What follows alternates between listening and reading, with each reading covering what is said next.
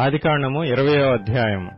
అక్కడ నుండి అబ్రాహాము దక్షిణ దేశమునకు తరలిపోయి కాదేషుకును షూరుకును మధ్య ప్రదేశములో నివసించి గెరారులో కొన్నాళ్లు ఉండెను.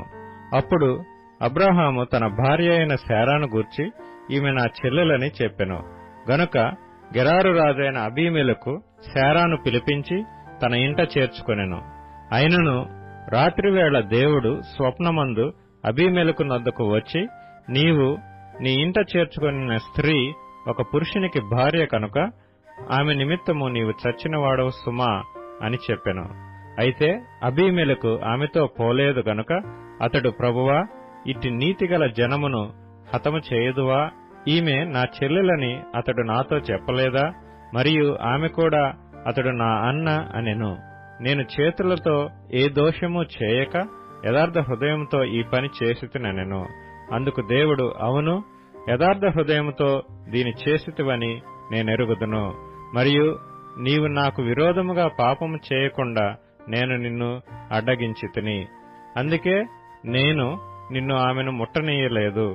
కాబట్టి ఆ మనుషుని భార్యను తిరిగి అతనికి అప్పగించుము. అతడు ప్రవక్త, అతడు నీ కొరకు ప్రార్థన చేయను, నీవు బ్రతుకుదువు. నీవు ఆమెను అతనికి అప్పగించని యెడల నీవును నీ వారందరూ నిశ్చయముగా చచ్చెదరని తెలుసుకొనుమని స్వప్నమందు అతనితో చెప్పెను. తెల్లవారినప్పుడు అబీమెలెకు లేచి తన సేవకులందరినీ పిలిపించి ఈ సంగతులన్నీయు వారికి వినిపించినప్పుడు ఆ మనుష్యులు మిగుల భయపడిరి. అబీమెలెకు అబ్రాహామును పిలిపించి, నీవు మాకు చేసిన పని ఏమిటి? నీవు నా మీదికిని నా రాజ్యం మీదికిని మహాపాతకము తెప్పించున్నట్లు నేను నీ ఎడల చేసిన పాపమేమిటి? చేయరాని కార్యములు నాకు చేసితివని అతనితో చెప్పెను. మరియు అబీమెలెకు, నీవేమి చూచి ఈ కార్యము చేసితివని అబ్రాహామును అడగగా, అబ్రాహాము, ఈ స్థలమందు దేవుని భయము ఏమాత్రమును లేదు గనుక నా భార్య నిమిత్తము నన్ను చంపుదురనుకొని చేసితిని.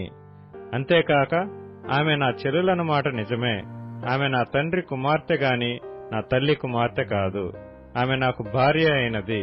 దేవుడు నన్ను నా తండ్రి ఇల్లు విడిచి దేశాంతరం పోవునట్లు చేసినప్పుడు నేను ఆమెను చూచి, మనము పోవు ప్రతి స్థలమందు ఇతడు నా సహోదరుడని నన్ను గూర్చి చెప్పుము.